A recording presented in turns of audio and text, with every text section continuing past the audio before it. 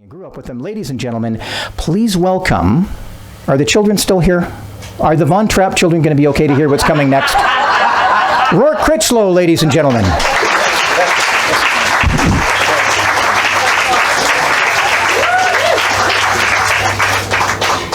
Okay.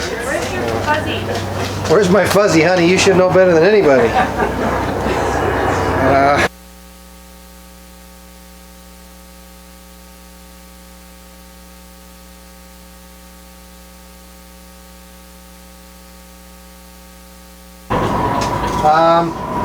Typical, okay, we love, thanks, Eric.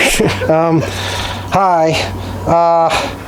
Typically, okay, I'm Heather by proxy, so I've been doing a lot of stuff. Jeez, I'm tired. I've just messed up. So at 2:35, I think she says, so you got something to read, right? Because we need to fill out the bill. Oh, yeah, 2:35. Sure, Heath. So just, so I don't, so it's my, just because you mentioned my dad, I'll honor the old man. I normally read something from my book, and I have one, but it would take us to probably like 9:15 or something like that, so that doesn't make sense. All right. I hadn't made the decision, guys. Sorry. Here we go. Okay. Here's a story. It's called The Tarzan. My dad is a good old guy. He used to be a great younger man. We lived in Calgary for the majority of my youth. It is a strange city, rednecked as a Maine lobster, but completely pleasant, like the people say hi in the streets to strangers. It's weird. Anyway, the little neighborhood in which we resided in Calgary was a young middle-class place. People with kids bought houses and stayed in them, so a lot of them were the same age. Calgary is also something of a drinking town, though I guess the same can be said of any city outside the Islamic sphere. Thing is, the neighborhood liked to party, and the party was generally at my parents' house. Dad built a rumpus room in the basement. It was a lot of fun. A piano, a ping pong table, a stereo and speakers, a bar. As a kid, I thought it was put in there for me and my sister to rumpus in, but in retrospect, every New Year's Eve party was at my place, and a few others as well. So Halloween is big in Canada, in case you didn't know. In Calgary, in the 70s, there was a question as to whether the snow would have fallen by the time we got out for the candy grab. I think it was actually a 50-50 chance. The costumes were often creative. They were always warm. One year, my mom, who works a sewing machine quite well, made her and my dad matching cave people costumes. Sort of fake leopard skin material. She had a one-piece sackcloth mini dress, and Dad had a loincloth.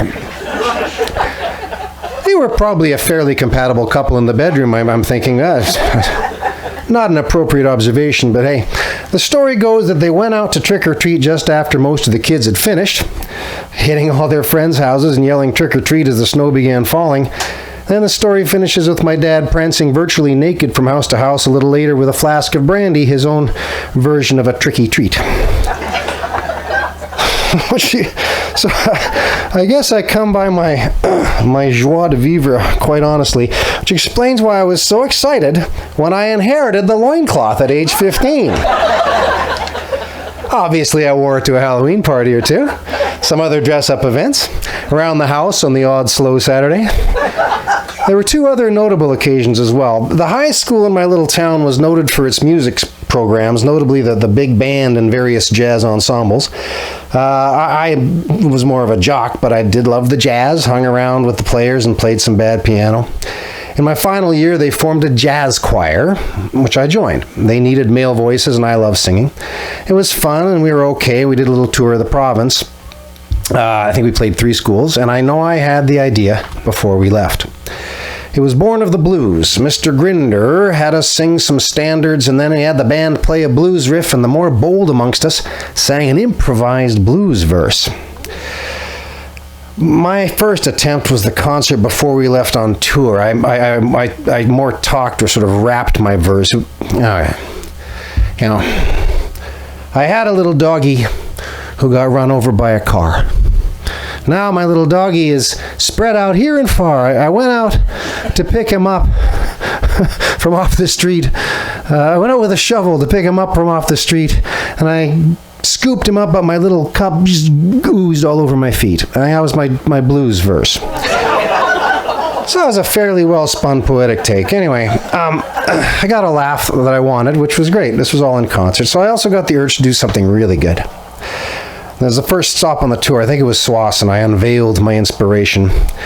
The choir stood on a riser on the stage of our performances, 3 tiers high, boys at the back on the top level. We all wore mostly white.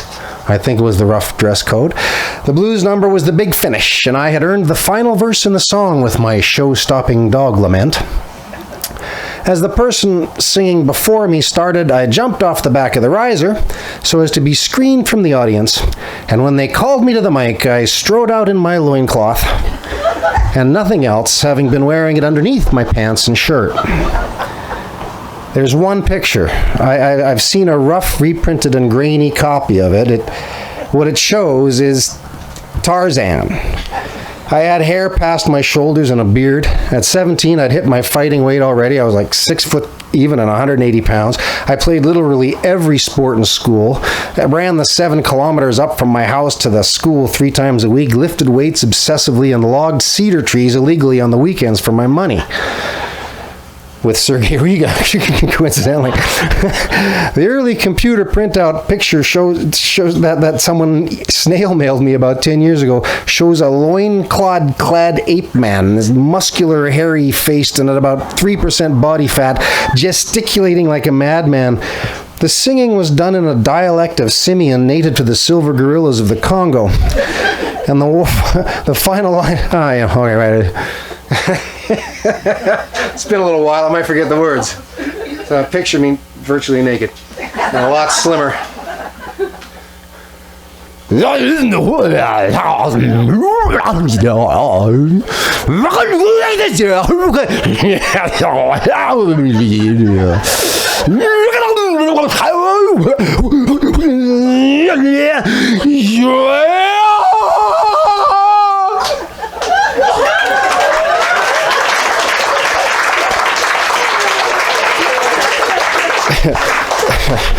It was sublime and spectacular. Clever and vaguely pornographic. It was beautiful. Oh, and to ice my own cake, I had told no one what I was planning. Not the choir, not Mr. Grinder, not my bestie who was also in the choir. It was a perfect reveal and one of my prouder moments. Slightly less proud was the incident in Calgary a couple of years later. It was a costume party set on Halloween. It was another cold Calgary October. The invite came from the one friend I had. It was a solitary time I spent there.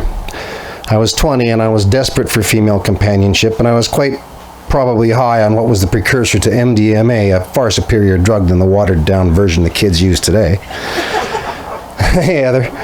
It was in a community center. There would be a band and a lot of people I could fail to flirt with. It was cold, but I donned the cloth. I wore my leather high tops and a big trench coat for a semblance of warmth. I got to the community center, went in and tried to get my bearings. It was not that easy in the condition I was in. It was a big place, lots of people, lots of action. I heard the sound of music and headed to the doors from whence it wafted. I threw off the coat and burst through the doors in as grand an entrance as one can make without fireworks into the middle of a wedding. Honest. For some reason, they'd chosen Halloween. In the split second it took me to realize my mistake, I saw a bride and groom at the far end of the aisle in front of a justice of the peace and a room full of suited and gowned family and friends, all of whom had snapped their heads around my late and exuberant entry. I'm quick on my feet. I was back out that door and in my trench coat before anyone could stand in outrage. Community center had a number of event rooms. I found the party in one down the hall, entering in a slightly less explosive style just in case. One thing I know, the old man would have been proud.